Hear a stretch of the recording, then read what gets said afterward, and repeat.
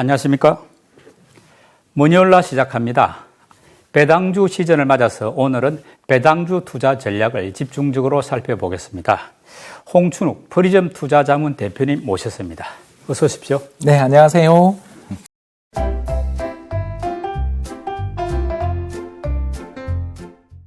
홍춘욱의 경제 강의 노트 유튜브 채널을 운영하지 않습니까? 네. 지금 구독자가 30만 정도로 많이 늘었더라고요. 감사합니다. 뭐 이것저것 채널도 운영해야 되고 많이 바쁘시겠네요. 일단 매주 촬영을 해야 되고요. 예. 또 자산 배분 투자를 하고 있는 지금 네. 회사 일도 회사 일도 해야 되니까. 예. 사실 시간 일정 내기가 좀 어려운데 그래도 추석이 이렇게 전후에서 명절 전후에는 그래도 예. 조금 약간 시간이 풀렸습니다. 귀한 분 모셨는데 오늘 또 좋은 투자 정보 기대하겠습니다. 네네. 먼저 배당주 상황하고 투자 전략부터 살펴보겠는데 우리가 왜 배당주를 주목해야 되는지 배당주 투자의 장점이랄까 이런 점을 한번 먼저 설명해 주시죠. 배당주 투자는 상대적으로 난이도가 낮다. 네. 이게 제일 큰데요. 그렇기 때문에 역사적인 이 회사의 배당 수익률을 배당금을 조사를 해보면 네. 어느 정도 레벨일 때 이 회사 배당 수익률이 5%, 6%가 되면 이거 싸다, 예. 비싸다라는 판단을 내려볼 수가 있잖아요. 그러니까 이런 식으로 투자를 해볼 수 있다는 점에서 상대적으로 투자의 난이도가 낮다는 게 첫 번째고, 두 번째는 당연한 말씀입니다만 복리 수익률을 누릴 수 있는 거죠. 네. 배당금 받아서 다 써버리는 것도 방법이지만 그 재투자하면 주식수가 늘어나죠. 그러면서 배당을 계속적으로 지급해주는 이 회사가 함께 성장하면서 수익을 갖다가 극대화시킬 수 있으니까 예. 이런 면에서 배당주 투자는 어떻게 보면 시장을 좀 장기적으로 밝게 보고 또 꾸준히 투자를 하겠다는 분들에게 적합한 전략이라고 볼 수 있습니다. 네. 그래도 모든 주식이 그렇습니다만은 좋은 배당주를 골라야 하지 않습니까? 그렇습니다. 배당주 투자에서 좋은 주식을 고르는 기준이 있을 것 같은데 어떤 것일까요? 여러 가지 기준이 있는데 그래도 배당주 투자는 상대적으로 기준이 좀 적은 편이다. 이게 예. 좋은 거고요. 배당주 투자에 있어서의 어떤 관건이랄까 주의점은 크게 봐서 두 가지 포인트만 좀 기억을 하시면 됩니다. 첫 번째 포인트는 뭐냐면 이 회사가 배당을 지급할 능력이 있냐.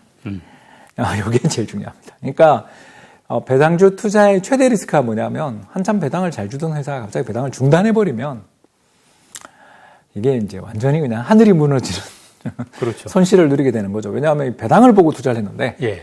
배당을 지급하지 않는다라는 건 내가 종목 잘못 골랐다.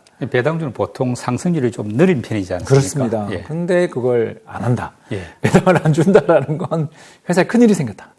이렇게 볼 수 있는 거죠. 그렇기 때문에 저희들이 배당주 투자를 함에 있어서 항상 좀 초점을 맞추라고 항상 하는 이야기가 뭐냐면 말씀드리는 게 뭐냐면 예. 지급 능력인 거죠. 그럼 지급 능력을 파악하기 어렵다면 한 10년 했냐? 예.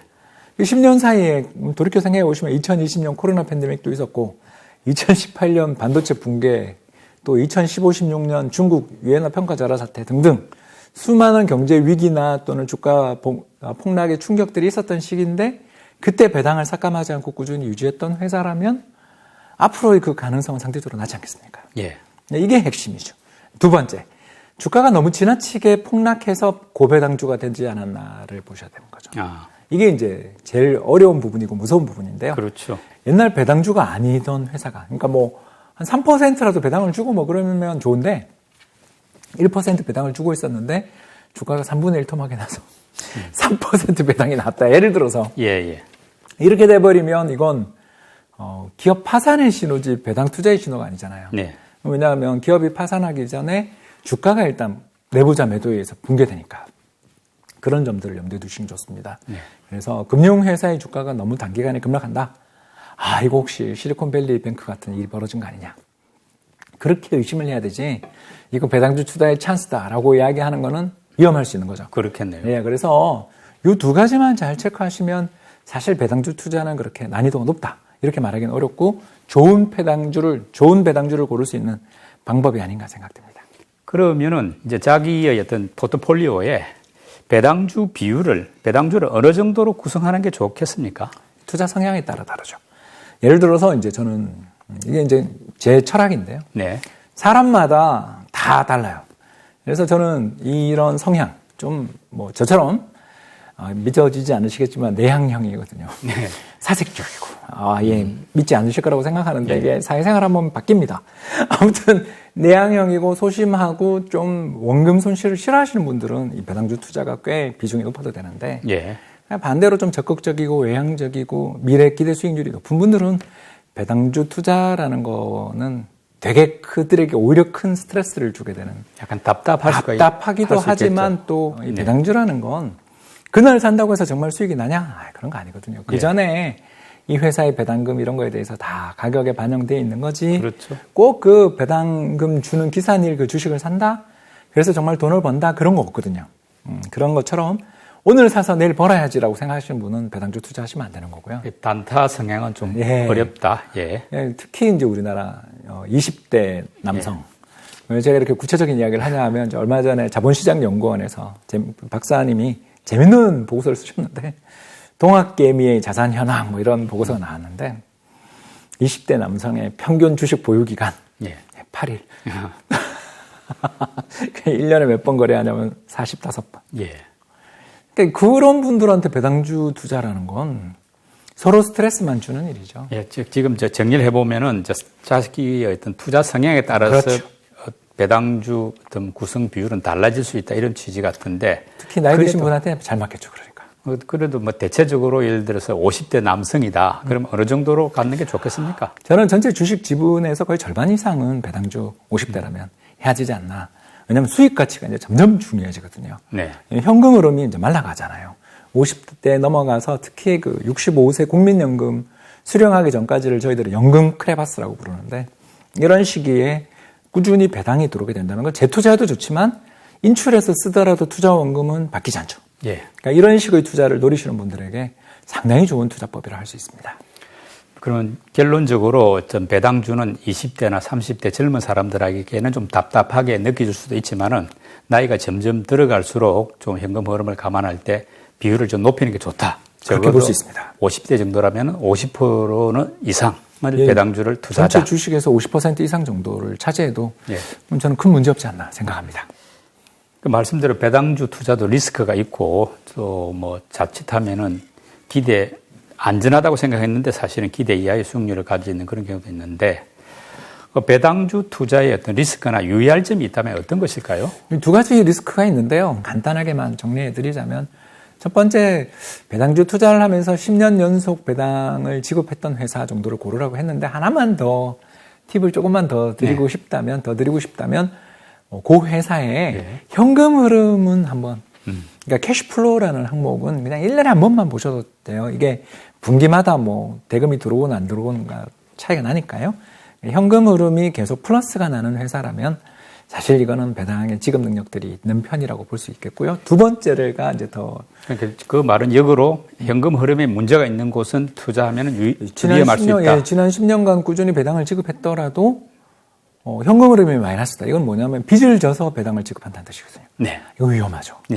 그런 기업들이 없지 않아 있었습니다. 그래서 10년 연속이면 거의 걸러낼 수 있는 시간이라고 저는 보지만 현금 흐름이 마이너스인데 적자인데 배당을 지급한다. 이건 좀 이상하잖아요. 듣고 보면. 그렇죠. 이게 첫 번째고요. 두 번째 포인트가 이제 더 중요할 수 있는데 외국인 지분율이 한 30% 넘어가는 기업들은 배당을 그렇게 쉽게 삭감 못한다. 이게 이제 제 두 번째 이유인데 요새 우리나라에 행동주의 펀드들이 좀 그렇죠. 많이 생겼죠. 예, 활동이 굉장히 왕성해지고 있습니다. 물론 강성부 펀드라든지 그렇습니다. 여러 회사가 있습니다. 이런 칼 아이칸도 있었고요. 우리나라에서 그 배당주 리스트에 올라가려면 조건이 현금 흐름 좋으면서 두 번째가 외국인 지분율이 한 30% 이상이면 좋다라는 근거는 외국인들은 배당에 민감해요. 그러니까 역으로 외국인 지분율이 30% 미만이면은 좀 유의해야 될 수도 있고 더 공부가 필요하다. 아까 말씀드린 것처럼 대주주의 성향이 어떤가 라든가 아니면 이 회사 정말 주가가 급락해서 배당 수익률이 높은 것인지 배당금이 인상돼서 높은 것인지 정도 구분을 추가적 공부를 하면 좋겠다 정도로 받아들이시면 좋겠습니다. 두 가지 정도 말씀하셨는데 방금 중요한 말씀하셨는데 말하자면은 배당금을 넉넉하게 주어서 배당 수익률이 높은 경우하고 그렇죠. 배당금은 일정한데 주가가 빠져가지고 맞습니다. 배당 수익률이 이제 겉으로 드러나기에는 좀 많아 보이는 거. 요건 잘 구분해야 된다. 잘 구분해야 됩니다. 그 부분 한번 조금 더 상세하게 설명해 주셨으면 합니다. 주가도 오르는데 배당금이 더 많이 인상돼서 배당 수익률 높아져요. 뭐 예, 그런 회사가 짱이죠. 예. 그런데 이제 드뭅니다. 드물죠. 예, 그렇기 때문에 배당 수익률 높은 걸로 일단 먼저 보잖아요. 네. 뭐 이 회사 사면 연말 배당금 5%다. 네. 이러면 굉장히 좋잖아요. 예. 5%인데 이유가 뭐야? 네. 현금 흐름이 좋아서 그래요. 그러면 아무 문제 없죠. 그런데 주가가 많이 빠졌어요. 그러면 외국인 지분율이 몇 프로지? 대주주는 뭐 하고 있지를 점검해 보자는 이야기죠. 그런데 이제 이런 생각도 할 수 있지 않습니까? 만약에 내가 들어갈 때 네. 주가가 이미 빠져 있는데 그 덕분에 배당 수익률이 높아졌다고 하더라도 그때는 들어갈 만하지 않습니까? 그렇습니다. 그래서 제가 아까 외국인이 팔았냐, 첫 번째 그리고 예. 두 번째 대주주가 팔았냐 이런 것들을 함께 살펴보자는 이야기 정도인 거지.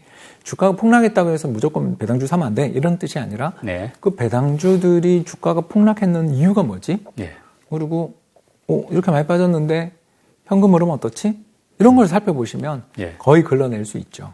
그렇기 때문에 절대적인 배당 수익률 말고 현금의 지급 능력이라든가 그리고 주주들, 특히 외국인과 대주주들의 동향에 대해서 관심을 가져보자 정도로만 받아들여주시면 감사하겠습니다. 네.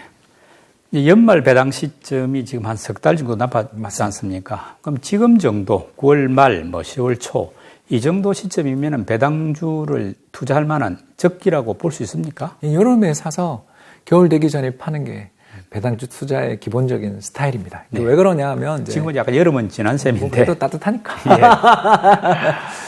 예. 여름에 왜 사라 그러냐면 이제 2분기가 지나서 8월 15일을 전후해서 상반기 결산이 나오거든요. 예. 그걸 보면 이 회사가 올해 이익이 얼마쯤 날지 대충 판가름 나지 않습니까? 예. 물론 이제 가을 장사, 겨울 장사가 더 중요할 수도 있지만 그건 뭐 또 지난 다음에 생각하면 되는 거고요.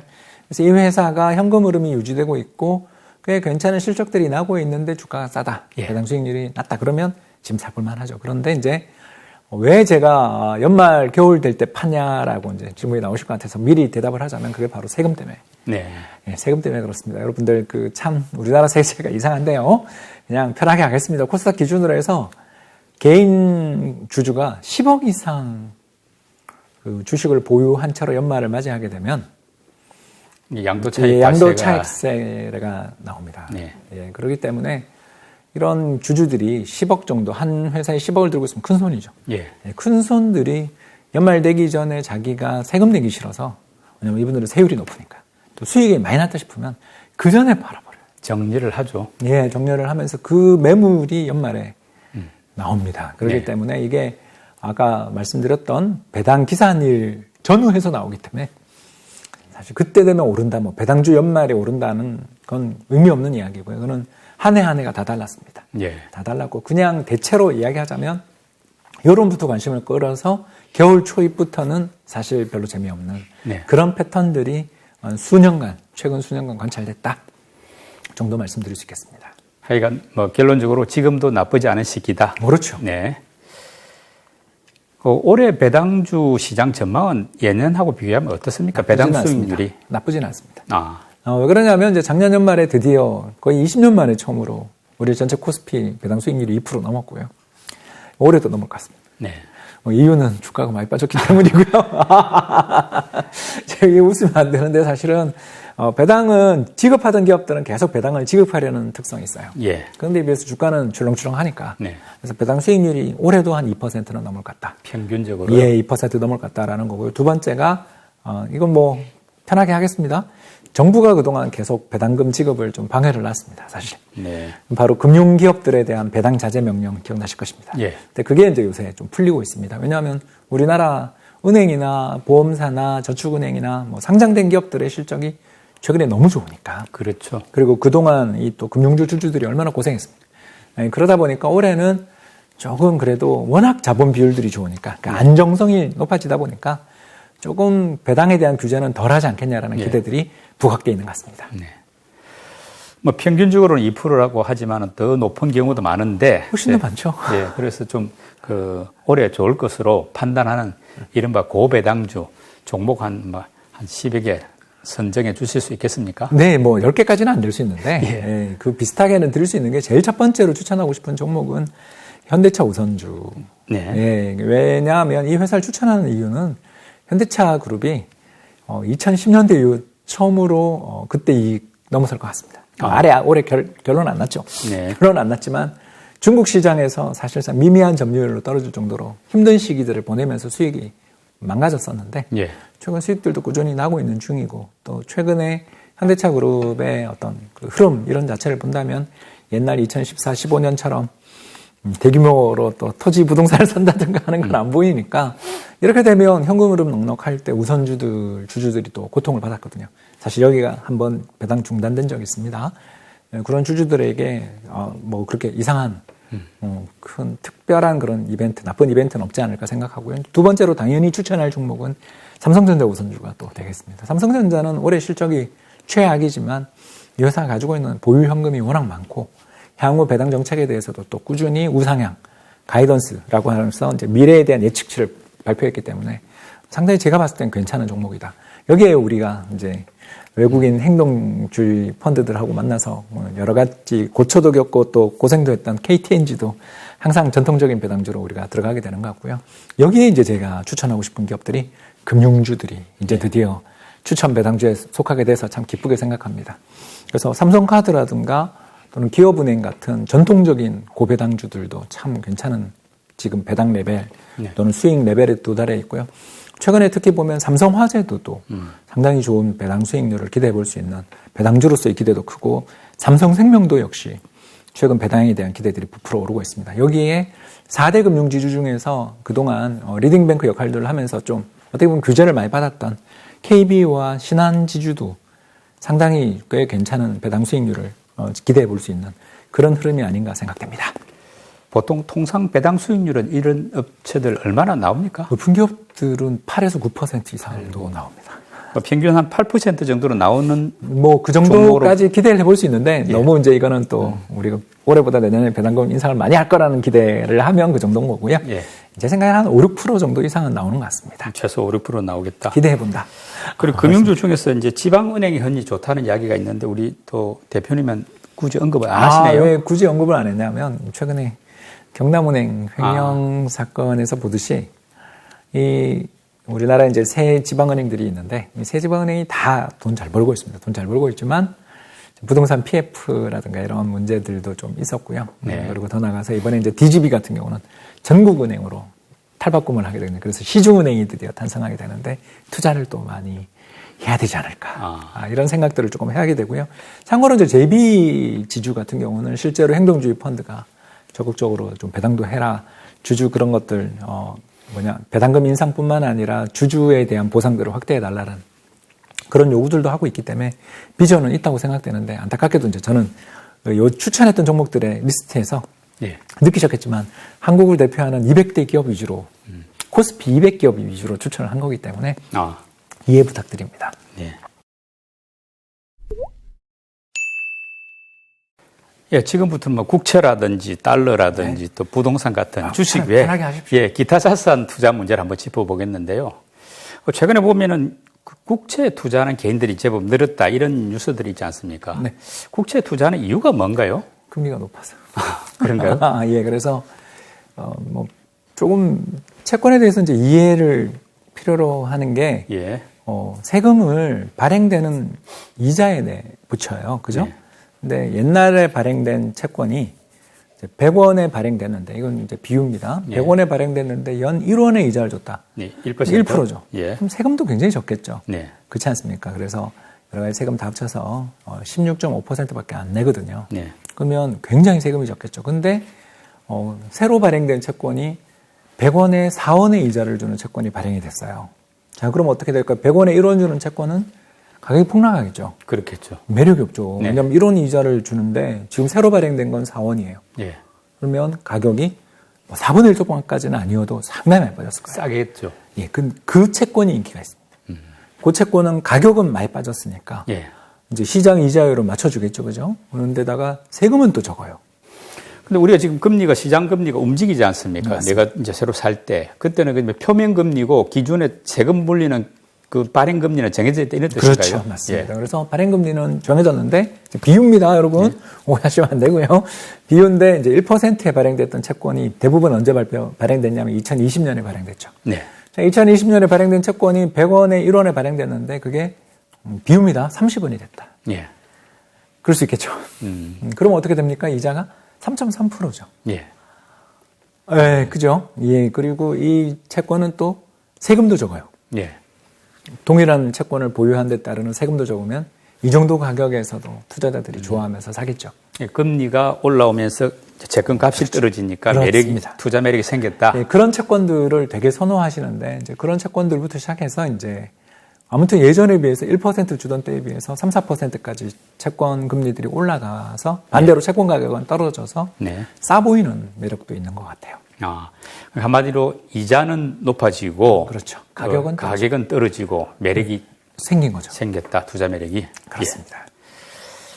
근데 국채 투자를 이제 노후 안전자산이다 이런 시각에서 투자하는 경우도 많다는데 사실은 그 장기적으로 들고 있을 때 국채 투자 수익률이 그 정도로 어떤 노후 안전자산이 될 만한 정도로 보장이 됩니까? 안 되죠.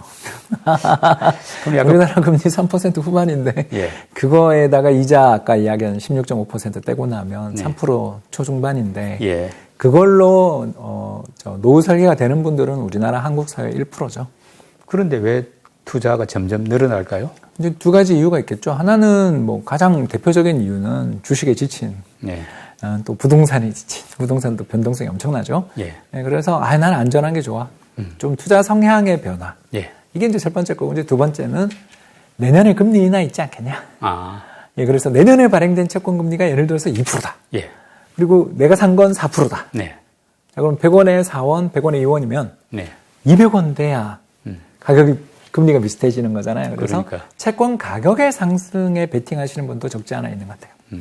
즉 내년 정부 정책 금리 인하에 예. 베팅하면 채권 사는 것도 나쁜 선택은 아닐 수 있죠. 그러니까 내년에는 이제 미국도 그렇고 국내도 그렇고 금리가 이제 인하된다. 떨어질 테니까 즉 채권의 가격이 올라갈 거니까 그걸 감안해서 미리 이제 투자한다는 측면에서 좀 그렇게 투자하시는 분이 더 많은 것 같아요. 아, 그래요? 예, 그러니까 아까 가격이 싸서 예. 라는 그런 의미인 거죠. 그러니까 가격의 어떤 차액을 노리고 노리는. 네. 투자에 들어간다. 그러니까 예. 매매 차익을 노린 투자도 꽤 있으신 것 같습니다. 아.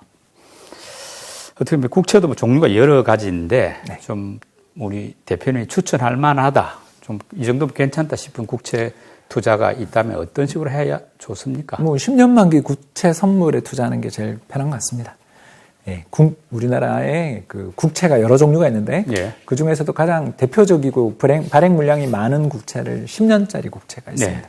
그 10년짜리 국채를 이제 선물로 거래를 할 수 있거든요. 예. 이제 국채 가격이 오른다 내린다로 거래하는 시장이 있죠. 네. 그 시장에 있는 가격을 연동해서 그걸 ETF로 만든 상품이 있습니다. 아. 그래서 국채 선물 10년 ETF가 있습니다. 예. 이 상품 같은 경우를 제가 제일 추천드리는 이유는 두 가지 이유인데요. 첫 번째는 당연히 이자는 이자대로 다 받을 수 있으니까 이자 소득도 나쁘지 않은 데다가 만기가 너무 길면 아까도 말씀드린 것처럼 시장 금리 움직일 때마다 채권 가격이 아까 막 2배 오르고 반토막 나는 거 봤잖아요. 예. 네, 그런 거에 비해서 10년은 좀 참을 수 있는 만기잖아요. 그래서 그러니까 뭐 30년 이런 것보다는 훨씬 낫다. 예. 저는 요새 30년 투자하시는 분을 되게 많이 봤는데 저도 무서워서 못하는 걸 왜 하시는지 모르겠다. 예.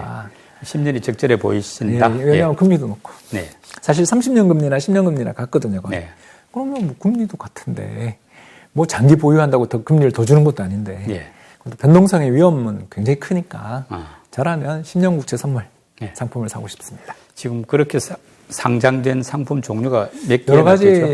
있죠. 그래서 우리나라를 대표하는 운용사들, 뭐 예를 들어서 삼성이나 미래, 그리고 KB 등등 다 있는 걸로 알고 있습니다. 네.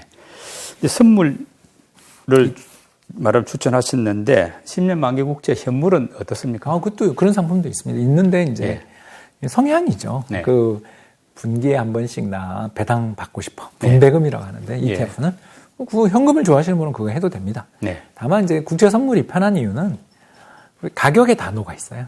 배당을 받아서 다시 투자를 해주기 때문에 네. 자동으로 투자하니까 좀 뭐랄까요, 이렇게 번거로운 맛도 없고 네. 또 더 나가서 우리나라를 대표하는 가장 대표적인 최근에 발행된 네. 그 가장 유통물이라고 하는데요. 예. 지표물 뭐 그런 것들을 가지고 계속 이 투자를 해주기 때문에 어떤 시장을 가장 잘 따라가는 그런 상품이라 추천을 한 거지. 꼭 이게 낫다, 절대적으로 저게 낫다라고 말할 수는 없죠. 지금 10년 국제 선물 ETF 연 수익률이 그러면 요새는 어느 안 정도 좋죠. 네, 올해는 안 좋고요. 근데 이제 지난 20년 정도를 저희들이 이제 추적을 해보면 연 한 6%, 5%는 계속 나왔던 상품인데 예. 최근에는 그 성과가 안 좋죠. 네. 그래서 지금 과거에 수익률이 그렇게 장기 수익률이 좋았는데 이제 요새 수익률이 마이너스 났으니까 작년은 마이너스고 올해도 뭐 별로 그렇게 수익이 안 좋으니까 예. 상반기 좀 좋았다가 요새 깨먹고 있어요. 그래서 아예 장기 평균 수익에 회귀하지 않겠냐? 네. 이렇게 믿으시니까 채권을 사는 거잖아요. 매매를 원하시는 분은. 예. 그런 분들에게는 국제 선물 매수를 원하는 거고요. 그렇다면 지금 10년 국제 선물을 사는 사람들은 이제 기대 수익이 한 상당히 높겠죠. 5, 6 정도 이상, 이상을 기대한다는 거지 않습니까? 예, 쿠폰 금리 이상. 예, 평균을 보면 그렇다면 예금 금리보다 더 높게 보는 거죠. 보는 것이고 뭐 주식보다는 훨씬 더 안전하니까 그런 측면에서 이 상품의 약간 뭐 매력이랄까 그렇습니다. 투자 중위험 중수익이죠. 그렇겠네요. 예, 손실이 나더라도 뭐 몇십 프로 안 나거든요. 그냥 뭐 작년도 굉장히 안 좋았다 그래도 한 10% 예. 정도 손실로 끝났고 그러면서 또 수익이 나더라도 뭐 맥스로 해도 한 10% 아니겠습니까? 그죠? 네. 그러면서 역사적인 평균 수익률은 한 6에서 8. 네.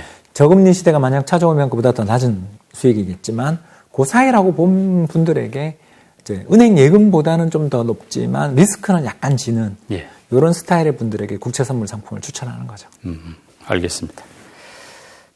우리 대표님은 달러 자산에 대한 투자도 많이 강조를 하시는데 네, 많이 들고 있습니다. 지금 원달러 환율이 꽤 많이 높아졌지 않습니까? 이런 상황에서도 유효한 투자법이라고 볼 수 있습니까? 지금은 저는 팔고 있습니다. 예, 그렇죠. 많이 들고 있다가 작년에 거의 절반 이상, 3분의 2 이상 팔았고 올해도 꾸준히 환율 높아질 때마다 계속적으로 좀 줄이고 있는 중입니다. 예. 환율을 줄이는 뭐 달러를 파는 이유는 달러가 매력이 없어서가 아니라 환차익이 많이 났기 때문에 네. 환차익이 많이 났을 때는 이제 고평가된 달러 자산을 좀 팔고 네. 저평가된 원화 자산을 사자는 차원이지 환율이 이제 떨어집니다 하는 건 몰라요. 네. 어떻게 합니까 그거를. 그냥 우리는 절대 레벨 1,300원 이상에서 97년 외환위기 이후에 몇 년 안 있었거든요. 예. 뭐 내년까지 보면 환율 다시 1,200원대 되지 않겠냐. 예. 이렇게 생각하면 뭐 환율 떨어지면 물가 떨어질 거고. 왜냐하면 수입 물가가 하락하니까. 그러면 우리나라 정책 당국들도 태도가 좀 달라지지 않을까라고 우리는 기대하잖아요. 예. 그런 기대를 보면 그래도 금리 인하할 때는 한국 자산이 좋지. 이렇게 생각하면서 달러를 좀 팔자는 그런 의미로 받아주시면 좋겠고요. 지금 뭐 최근 원달러 환율이 이제 1,330원, 40원으로 약간 높아진 이런 상황에서 어떤 달러를 어떻게 적절하게 이제 저축하는 방법이 있을 수 있는데 뭐 추천할 만한 방법이 어떤 게 있습니까? 거액 자산가는 외화 예금이 제일 낫고요. 예. 거액 자산가들에게 외화 예금을 추천하는 이유는 환율 변동에 따른 세금이 없습니다. 예를 들어서 제가 10만 불을 예. 환율 1,000원에 샀다. 1억까지 1억으로 딱 살 수 있잖아요. 그런데 지금 사면 1억 3천이 필요하잖아요. 네. 이해되시죠? 그러면 예전에 1억에 산 사람은 3천만 원 벌었는데 세금 없어요. 예. 그렇기 때문에 고액 자산가들은 금융종합과세라는 세금들이 있기 때문에 항상 세금에 민감하시니까 그분들은 이자 얼마 버냐에 대해서는 관심 별로 없으세요. 네. 그런 분들은 외화예금. 예. 그게 제일 편합니다. 예. 그리고 그런 거에 신경 안 써도 되는 분들. 그러니까 연 이자랑 또는 배당금 소득이 2천만 원 근처도 안 간다. 네. 나는 수익을 극대화하는 게 중요해. 이렇게 생각하시는 분들은 SOFR이라는 상품이 있습니다. 저희들이 이제 소파라고 부르는 상품인데요. 네. 별거 아닙니다. 외화예금을 ETF로 상장시킨 겁니다. 똑같아요. 그러니까 매매 비용이 적겠죠. 그렇겠네요. 이것도 역시 우리나라를 대표하는 삼성자산이나 또는 미래 그리고 한투도 갖고 계시고요. 그리고 키움자산도 갖고 계시고 그렇습니다. 그래서 우리나라를 대표하는 운용사들 중에 네. 4곳, 5곳 이상이 SOFR 상품을 갖고 있으니까 거래량 많은 걸로. 네. ETF 고를 때는요. 수수료와 거래량 네. 이 두 가지로 거리시면 됩니다. 근데 엔화에 투자하는 경우도 많이 늘었지 않습니까? 최근에. 근데 지금 투자하고 있습니다. 근데 지금 뭐 엔화가 워낙 약세인데 이제 기대는 엔화가 언젠가 강세로 돌아설 것이라는 기대로 투자했는데 지금 늘어지고 있으니까 조금 답답할 수 있는데 지금도 이렇게 투자할 만한 상황이라 보십니까? 전 적립으로 그냥. 꾸준히. 예, 꾸준히 그 900원 밑에 갈 때마다 사고 있습니다. 지금 900원 아래쪽이죠? 아래쪽이니까 계속 사는 거죠, 요새는. 아. 요새는 이번 달은 그러니까 좀 많이 샀습니다. 예. 그러니까 왜 이렇게 사냐 하면요. 그 여러분 너무 당연한데 한국이랑 일본이랑 소득 수준이 비슷해요. 그리고 가구당 순자산도 비슷해요. 다 평균 1억이에요. 자, 그런데 일본 가면 물가가 되게 싸게 느껴지시죠? 그 말은 뭘 뜻하는지 아세요, 여러분? 일본 기업들 수익이 난다는 뜻입니다. 네. 이해되시죠? 그래서 최근에 2023년 2분기 4, 5, 6월이죠. 4, 5, 6월 그 일본의 금융성에서 발표한 기업들 실적 봤는데 역사상 최대 실적이 나왔습니다. 예. 예, 그래서 미국 그 일본 GDP가 400조 엔 정도 되는데 이게 한 분기에 얼마 이익이 나냐면 30조 엔 이익이. 1년이면 100조 엔 날 것 같은 분위기예요. 네. 자, 그러면 GDP의 20% 정도에 이르는 순이익이 난다는 거예요. 예. 자, 그러면 어떻게 돼요? 세금이 엄청 거치겠죠. 네. 여기 더 나가서 기업들이 수익성이 좋으니까 배당도 잘 주겠죠. 예. 고용도 하겠죠. 임금도 올려주겠죠. 자, 그러면 그 나라 통화가 어떻게 될까요? 강세로 가지 않을까요? 지금 너무 싼 거죠. 제가 보는 근거는 일본에 투자해서 뭐 수익이 난다 이러는 게 아니라 이 환율은 일본 기업들 입장에서는 굉장히 유리한, 우리나라도 수출 기업들이 환율 100원 오를 때마다 이익이 몇 조 난다 이런 거 기사 보신 적 있죠. 근데 일본 기업들은 그걸 지금 몇 년째 누리고 있는 거죠. 그래서 이익 수준이 이 불황에, 우리 되게 불황인데 거기에는 이익이 역사상 최대라는 거죠. 그렇다면 뭐 그런 좋은 회사를 사도 되고 N을 현금으로 갖고 있자는 이야기가 아닌 거 아시겠죠? 그렇죠. 일본 주식도 사고 일본 리츠 부동산 예. 그런 것도 함께 투자를 하면 지금 꽁도 먹고 알도 먹고 기회가 아닌가 이렇게 생각하는 거죠. 우리 대표님은 뭐 부동산 투자에도 좀 일각이 있다고 알고 있는데 앞으로 집값 전망은 어떻습니까? 좀 휴지기로 가지 않을까. 휴직이라는 게 지금 많이 빠졌는데 그게 이제 지금 전국 평균 가격은 오르고 네. 수도권 평균 가격의 상승세는 둔화되는 시기라고 정리할 수 있는 거죠. 예. 그러니까 우리나라 부동산 시장은 항상 주도주가 있어요. 네. 주도주는 강남 3구의 대단지 아파트 예. 정해져 있고 거기에다가 또 대규모 재건축 아파트. 네. 그러니까 이런 몇몇 아파트들이 거래량이 너무 많아요. 그래서 시장이 폭락할 때도 거래가 되고 오를 때도 거래가 잘 되는 시장이니까 여기가 전국에 신호를 주거든요. 예. 그 효과가 되게 크죠. 그러다 보니까 강남 3구에다가 요새 용산의 마포까지 오르기 시작했고 성동도 오르기 시작했죠. 그러니까 이게 서울 아파트 값이 올해 2월 이후에 바닥 치고 지금 얼마 올랐냐면 11% 올랐어요. 실거래 가격. 네. 근데 전국은 별로 안 올랐어요.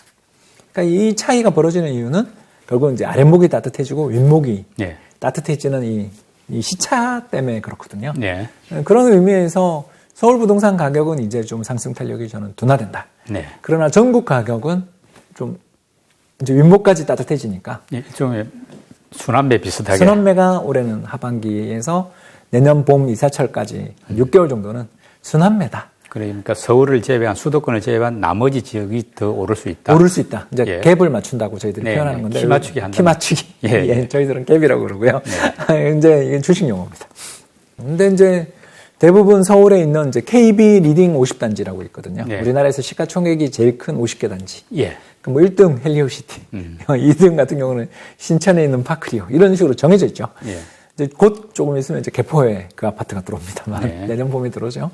이런 거대한 아파트, 6,000세대, 10,000세대 되는 거대 그러면서 강남 3구, 4구에 있는 거대 아파트 단지들이 들어오면 순서는 바뀌겠습니다만 아무튼 요 아파트 단지들의 평균적인 가격 레벨이 2021년 9월 역사상 최고치 대비 지금 90%에서 95%까지 왔습니다. 예. 이제 여기서 더 갈 수 있느냐? 자, 근데 이 구는 예, 여러분 잘 아시는 것처럼 투기 과열 지구입니다, 아직도. 예. 그래서 세금도 되게 세고요. 그리고 무엇보다 토지거래허가구역으로 많이 지정되어 있기 때문에 거래도 비용이 엄청 많이 들어요. 네. 자, 이런 지역에서 지금 이걸 사서 수익이 난다라는 건 사상 최고치를 훨씬 넘길 거라는 확신이 있어야 지금 사서 수익이 있죠. 그렇겠죠. 그러니까 지금 거래는 몇 달 전 거래니까. 예. 그 가격이 90%, 95%까지 왔다는 뜻이잖아요. 여기서 더 사서 수익이 날라면 역사상 최고치를 넘어야 되는데 2021년 9월 우리 수출 잘 되고 종합주가지수 3,300 있을 때랑 지금 금리도 다르죠, 지금. 예, 너무 그때 2% 대출금리 2%인데 지금 5%. 예. 이게 너무 차이가 크니까. 네. 그걸 지금 당장 넘어서는 거는 저는 이제 좀 저항이 있을 것 같다. 예. 또는 그 가격 오면 매물이 있을 것 같다. 예. 이렇게 보는 반면 지방 특히 이제 뭐 가장 많이 빠진 세종시 같은 예. 이런 데 같은 지역은 아직 그 격차를 많이 좁히지 못했으니까 네. 작년에 제일 많이 빠진 곳이 세종시니까 그런 지역들은 이제 조금씩 회복되는 모습을 보여주지 않을까. 그래서 전국 평균 부동산은 오르지만 수도권은 이제 저는 조정 국면에 들어갈 거라고 보고 있습니다. 예. 그 무주택자라면 지금은 조금 기다릴 청약. 시점인지 아니면 매수를 고민해야 될 저는- 시점인지 저는 어떨까요? 청약. 아, 청약이 지금은 제일 좋은 투자다. 네. 왜 그런가? 여러분들 잘 아시는 것처럼 이게 인플레가 쉽게 꺾이지 않고 있습니다. 예. 이게 제일 큰 걱정이죠. 사실 국제유가 90불도 가는 걸 보면서 예. 이렇게 되면 또 철근, 뭐 시멘트 전부 고에너지 산업들이라서 에너지 가격 오를 때 건설 자재들 가격 급락하는 걸 본 적이 잘 없어서 예. 떨어지더라도 건자재 가격이 급락할 것 같지는 않고 천천히 떨어진다라고 우리 보면 신축 아파트의 분양가가 지금보다 내려간다라고 말하기는 어려운 시기 아닌가. 그러니까 비용이 밀어올리는 예. 시기다. 예. 라고 볼 수 있는 거죠. 그렇기 때문에 저는 일단 지금 수도권 기준으로는 그냥 구축, 아까 이야기했던 그런 가격에 오른 구축을 사는 것보다는, 기축을 사는 것보다는 신축 청약이 지금은 답이고, 아까 말씀드린 것처럼 핵심 지역, 수도권 핵심 지역부터 지금 시장이 그렇게 가고 있으니까 그 이외의 지역들은 이게 이제 사람들마다 능력 차이인 거죠. 이거는 호재가 있는데도 불구하고 시장 전체가 같이 빠질 때 빠졌다. 예. 이렇게 생각되는 집들은 사도 괜찮겠죠. 그러나 이제는 투자의 난이도가 많이 올라갔다. 예. 지난해 연말 올해 봄 정도는 많이 빠진 거 대단지 사세요. 그러면 그냥 최고로 좋은 기회입니다. 이렇게 말할 정도의 가격이었는데 이제는 그 시절은 끝났다. 왜 그러냐? 지금 현재 그 신축 주택, 네. 특히 그 주거용 주택 착공이 지난해 같은 기간에 비해서 마이너스 40% 정도 됩니다. 아, 많이. 작년도 좋지 줄었죠. 않았는데 예. 작년보다 올해가 더 줄었습니다. 그러니까 건설사가 앞으로 이렇게 힘들다는 이야기는 물량 없다는 뜻입니다. 공급 부족 사태가 올 수 있다는 이야기네요. 한 2년 뒤에 입주하잖아요. 네. 지금 착공하면. 예. 그렇지 않습니까? 보통 이제 착공 전에 인허가부터 착공이 오래 걸려서 그렇지. 착공 들어가고 땅을 파고 이미 올리기 시작하면 사실 아주 대규모 아니고 뭐 여러 가지 문제만 없으면 2, 3년 안에 올라가는데 그게 작년에 30% 주고 올해 지금 또 40% 주는 반토막 이상 난 거죠. 이 정도로 신축 공급이 급격히 축소된 게 그러니까 작년 물량이 내년쯤 분양하고 내후년 입주 뭐 이렇게 될 텐데 이게 벌써 확 주는 게 보이거든요. 그래서 지금처럼 2020년, 21년 부동산 경기 좋을 때 착공이 늘었어요. 네. 그 물량이 2, 3년 지나 지금 분양되고 입주되는 거니까 요 기회 지나고 나면 이제 입주 절벽이 오는 거죠. 지금도 이미 서울은 입주 절벽입니다만 이제 더한 절벽이 올 가능성이 내년 봄 개포 지나고 반포 지나고 나면 거의 지금 서울 시내에서 장위 쪽 일부 몇 군데를 빼고는 지금 거의 입주할 데가 없죠. 그러니 신축이 지금 좀 매력이 있습니다. 예. 지금 뭐 2023년 이제 9월에서 10월로 넘어가는 정도 시기인데 이런 시기에 좀 주목해 볼 만한 이제 자산 시장 전체를 다 뭐 망라해가지고 말하자면 뭐 주식도 있고 또 뭐 채권, 외화, 부동산까지 전체 어떤 자산 시장에서 제일 그래도 유망하다 싶은 분야가 있다면 어떤 쪽입니까? 일본 주식, 중국 주식 좋아합니다. 중국 주식도 괜찮은가요? 중국의 항생이 예. H시어라고 있는데요. 네. 이게 뭐냐면 이제 홍콩 시장에 상장되어 있는 중국 기업들을 모아놓은 지수를 H시어라고 합니다. 네네. 요새 그 ELS 낙인된 그 상품입니다. 그런데 제가 이 업계 생활 한 30년 하다 보니까 ELS가 낙인돼서 그러니까 다시 말해서 주가 연계 증권에 가입된 수많은 투자자들이 고통을 받으며 대규모 손실 마이너스 40% 50%를 기록하니까 낙인된 건데요. 그 낙인될 때 투자해서 손해본 적이 없어요. 왜 그러냐면 이제 그 상품이 해지되고 사람들이 팔면서 현금을 부분이라도 회수하려고 들면서 대규모 매도가 나오거든요. 예. 그게 내년 3월까지 약 한 3조 이상이라고 제가 들은 것 같습니다. 총 누적은 12조인가 그렇고요. 아무튼 내년까지 나오는 게 3조라고 들었는데 네. 이런 대규모 매도가 나오는 시기에 싸겠죠. 근데 나중에 매도하고 또는 가격이 올라갈 수 있는 상황이 됩니까?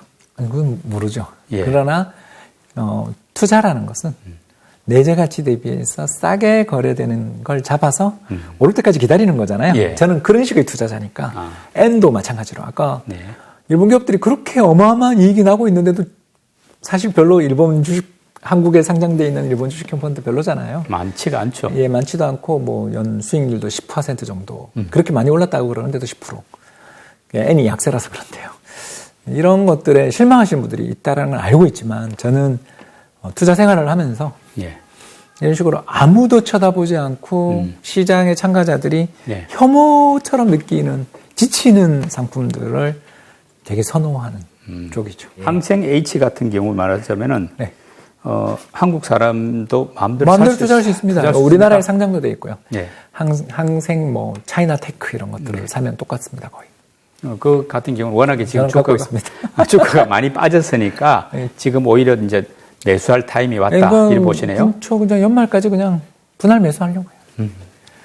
저희 투자 전략의 핵심은 예. 시장의 참가자들이 아무도 안 쳐다볼 때 사는 거죠. 지금 우리 대표님은 미국보다는 중국이나 일본으로 보라 이런 좀 뜻이네요. 아시아 쪽에서 우리도 저평가됐지만 우리보다 더 저평가된 나라가 둘이나 있다. 예. 그러니까 아시아가 힘든 시기죠. 예. 배당주와 국채, 부동산 등 자산시장 전반에 대한 우리 홍춘욱 대표님의 해박한 설명을 들어봤습니다. 본인의 어떤 투자 성향이나 관심에 따라서 아주 유용한 정보가 될 수 있을 것 같습니다. 오늘도 홍춘욱 대표님 수고 많이 하셨습니다. 감사합니다. 감사합니다.